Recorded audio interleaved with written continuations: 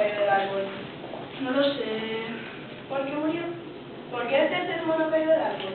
¿Por qué murió? Porque si no, no sé qué es. Ja. Dime, ¿por qué escribiste estas palabras en la pizarra?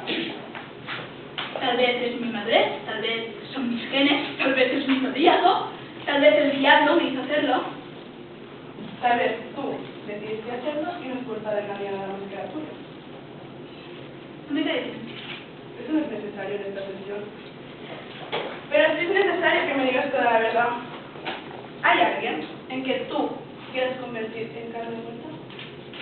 Me voy de aquí. Necesitas sesiones psicoterapéuticas para volver a la escuela. Tal vez no vuelva a la escuela. Tal vez solo me suicide. ¿Qué estás en esto? En el suicidio. A ver, Como veces.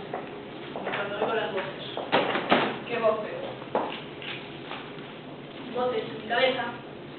Puedo imaginar lo que deben estar diciendo de mí. ¿Voces de quién? La gente. ¿Gente que conoces? ¡Gente, gente! Todos mis compañeros de curso. Laura, realmente me gustaría hacerte unas pruebas a ver si podemos sanar tus dolores con medicaciones. Tendrás que quedarte en el hospital toda la noche. En el psicólogo.